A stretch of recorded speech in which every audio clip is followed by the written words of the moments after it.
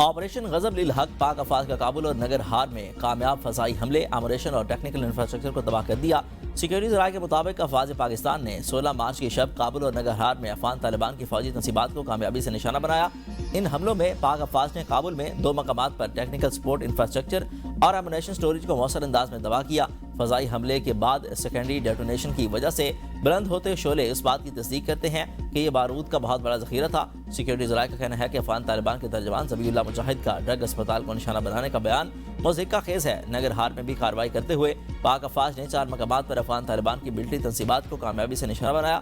وزیر اطاعت اللہ تعالی نے ایکس پر بیان میں کہا کہ 16 مارچ کی رات آپریشن غضب للحق کے تحت افغان طالبان کے دہشت گردی کی سرپرستی کرنے والوں کو ٹھکانے کو نشانہ بنایا گیا ہے۔ تمام کارروائیاں انتہائی درستگی کے ساتھ صرف ان تنصیبات پر کی گئی ہیں جو دہشت گرد گروہوں کے معاونت کے لیے استعمال ہو رہی تھیں۔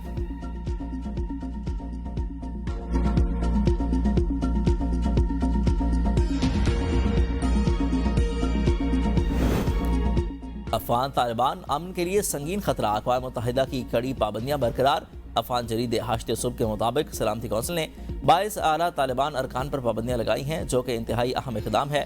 انسانی حقوق کی تنظیم ہیومن رائٹ ایکٹیوسٹ الائنس کا کہنا ہے کہ یہ پابندیاں ثبوت ہیں کہ افغان طالبان ایک دہشت گرد گروہ کے طور پر ابھی بھی شدید خطرہ ہیں۔ پابندیوں میں افغان عبوری وزیر اعظم محمد حسن اخوند، وزیر خارجہ سراج الدین حقانی سمیت کئی سینئر عہدیدار شامل ہیں۔ برطانیہ نے بھی اقوام متحدہ کی سیکورٹی کونسل کے مطابق اپنی طالبان پر پابندیوں کی فہرست میں توثیق کر دی ہے۔ کہا کہ طالبان اب بھی امن کے لیے خطرہ ہیں اور انسانی حقوق کی خلاف ورزیوں میں ملوث ہیں۔ دفاع ماہرین کا کہنا ہے کہ طالبان کی موجودہ پالیسیوں نے افغانستان کو ایک بار پھر شدت پسند گروہوں کے لیے محفوظ پناہگاہ بنا دیا ہے۔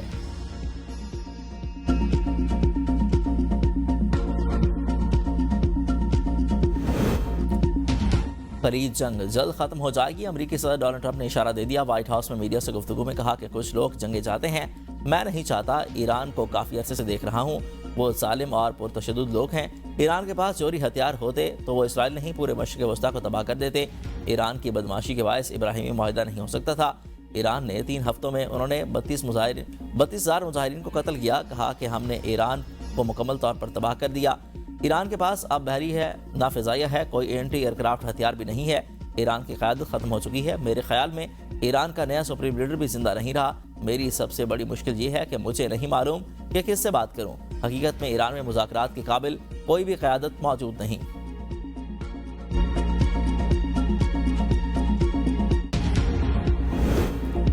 امریکہ اور ایران کے درمیان رابطے بحال ہو گئے، امریکی میڈیا کا دعویٰ۔ رپورٹ کے مطابق ایرانی وزیر خارجہ عباس عراقچی اور اسٹیو وٹکوف کے درمیان رابطہ ہوا۔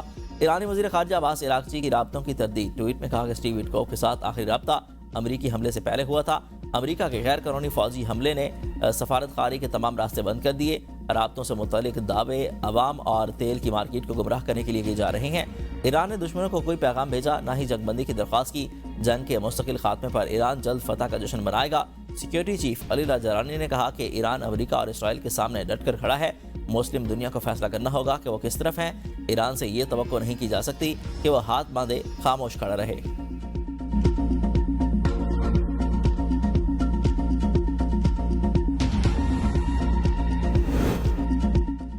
ایرانی پاسداران انقلاب کی جانب سے آپریشن وعدہ صادق 4 کے تحت حملوں کی 57ویں لہر کا آغاز۔ نئی لہر کا نام یا سید الساجدین رکھا گیا ہے۔ کارروائی کو رمضان کے جنگ کے سب سے کم عمر شہید کی یاد سے منسوب کیا گیا۔ ایرانی حملے میں فلسطین کے زیر قبضہ علاقوں میں اہم اہداف نشانہ بنائے گئے، جن میں کمانڈ اینڈ کنٹرول انفراسٹرکچر اور میزائل دفاعی نظام بھی شامل ہے۔ ہتھیاروں میں خیبر شکن، ایمات میزائل، قادر میزائل شامل ہیں۔ ایرانی پاسداران انقلاب کا کہنا ہے کہ درمیانے فاصلے کے درست ہدف والے میزائل استعمال کیے گئے۔ ہتھیاروں میں ٹھوس اور مائع ایندھن والے میزائل اور سمارٹ ڈرون بھی شامل ہیں۔ کارروائی رمضان مبارک کی 27ویں شب کی مناسبت سے کامیابی کے ساتھ انجام دی گئی۔ دبئی کویت ایئرپورٹ پر ڈرون حملے۔ متحدہ عرب امارات کی فجیرہ بندرگاہ پر ڈرون حملے کے بعد بندرگاہ پر تیل کی لوڈنگ عارضی طور پر معطل ہو گئی۔ دبئی انٹرنیشنل ایئرپورٹ پر ڈرون حملے سے آگ بھڑک اٹھی، فلائٹ آپریشن عارضی طور پر معطل۔ ایران پر امریکی اور اسرائیلی حملوں کا 18واں دن، تہران پر شدید بمباری۔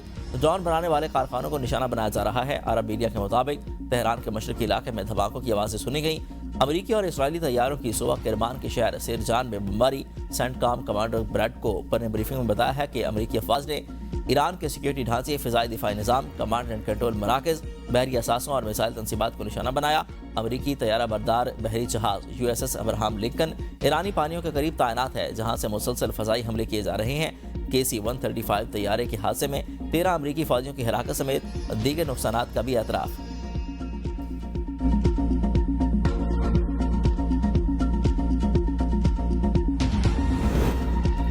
ایرانی فوج نے خبردار کیا ہے کہ جس ملک سے خارج پر حملہ ہوگا اس کی عائل تنصیبات پر جوابی حملہ کریں گے۔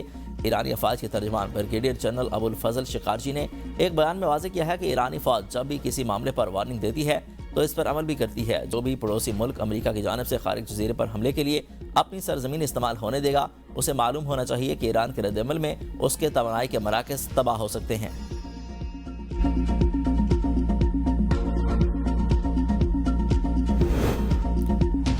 ایران کے نائب وزیر خارجہ سعید خطیب زادہ نے خبردار کیا ہے کہ ایران میں یا خطے میں امریکی فوجی زمینی مداخلت ایک غیر ذمہ دارانہ اقدام ثابت ہو سکتی ہے۔ سکائی نیوز سے گفتگو کرتے ہوئے ان کا کہنا تھا کہ اگر امریکہ نے خطے میں اپنے فوجیوں کو زمین پر اتارنے کا فیصلہ کیا تو اس کے نتائج سنگین ہوں گے۔ ایسا اقدام نہ صرف خطے میں کشیدگی کو بڑھائے گا بلکہ اس کے غیر متوقع اثرات بھی سامنے آ سکتے ہیں۔ ایران اپنی خود مختاری اور سلامتی کے دفاع کے لیے ہر ممکن اقدام کرنے کی صلاحیت رکھتا ہے۔ کسی بھی بیرونی فوجی کارروائی کا سختی سے جواب دیا جائے گا۔ آبنائے ہرمز کی بندش سے عالمی منڈی میں تیل کی قیمتوں میں اضافہ جاری ہے۔ برطانوی برنٹ کروڈ آئل کی قیمت $106 فی بیرل جبکہ امریکی WTI $102 فی بیرل ہو گیا۔ 1000 کے قریب جہاز آبنائے ہرمز کھلنے کے منتظر تیل کمپنیوں نے ٹرمپ انتظامیہ کو ممکنہ توانائی بحران سے خبردار کیا۔ اگر یہی صورتحال رہی تو توانائی کا عالمی بحران مزید سنگین ہو سکتا ہے۔ امریکی وزیر توانائی کرس رائٹ نے بھی ہاتھ کھڑے کر دیے، کہا کہ آنے والے ہفتوں میں تیل کی قیمتیں کم ہونے کی کوئی ضمانت نہیں۔ وال اسٹریٹ جرنل کے مطابق تیل کمپنیوں کا کہنا ہے کہ آبنائے ہرمز میں جنگی صورتحال عالمی توانائی بحران بڑھ سکتا ہے۔ ایران جنگ سے تیل کی ترسیل شدید متاثر ہو سکتی ہے۔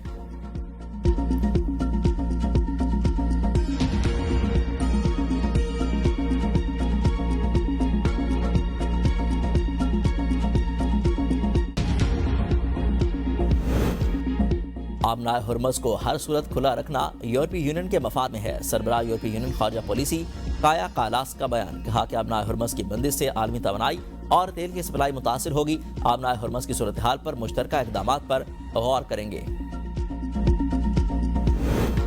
امریکہ نے ترکیہ کو یہ پیغام دیا تھا کہ ایران کے خلاف ممکنہ جنگی کارروائیوں کا صرف 4 دن میں مکمل کر لی جائیں گی۔ ذرائع کے مطابق امریکہ کو یقین تھا کہ وہ مختصر مدت میں کامیابی حاصل کر کے فتح کا اعلان کر دے گا۔ تجزیہ کاروں کا کہنا ہے اگر یہ دعویٰ درست ہے تو یہ خطے میں طاقت کے توازن اور عسکری حکمت عملی سے متعلق ایک اہم اشارہ ہو سکتا ہے۔ دوسری جانب ناقدین کا ماننا ہے کہ اس نوعیت کے اندازے اکثر زمینی حقائق سے مختلف ثابت ہوتے ہیں۔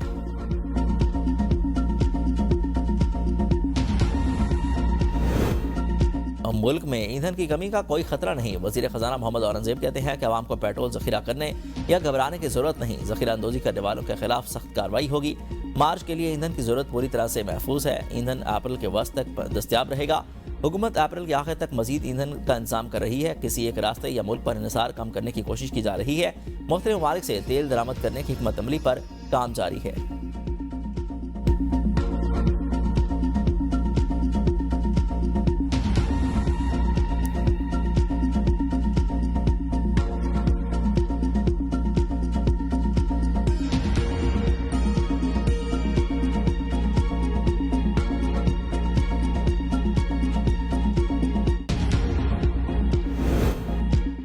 ایران جنگ کے باعث پاکستان سے مشرق وسطیٰ کی آج 56 پروازیں منسوخ۔ کراچی سے Dubai, Abu Dhabi, Bahrain, Doha, Sharjah کی 19 پروازیں منسوخ ہوئیں۔ لاہور سے نجف، دبئی، شارجہ، جدہ کی 17 پروازیں کینسل کر دی گئیں۔ اسلام آباد سے دبئی، بحرین، ریاض، ابوظہبی کی 9، پشاور سے ریاض، شارجہ، دبئی، ابوظہبی کی 7 پروازیں نہیں اڑیں گی۔ ملتان ایئرپورٹ سے دبئی کی 4 پروازیں منسوخ کر دی گئیں۔ عید قریب آتے ہی بازاروں میں خریداروں کا رش بڑھ گیا۔ کپڑے، جوتے، جویلری سمیت ہر آئٹم کی خریداری کے لیے شہریوں کی بالخصوص خواتین کی دوڑیں۔ خانپور شہر اور طنابہ کے بازاروں میں خواتین ریڈی میڈ گارمنٹ کے ساتھ میچنگ دوپٹہ اور جوتوں کی تلاش میں مصروف ہیں۔ مرد حضرات پشاوری چپل خریدنے کے لیے تگدو میں ہیں۔ رجحان میں روایتی اور ثقافتی خصہ شہریوں کی توجہ کا مرکز بن گیا۔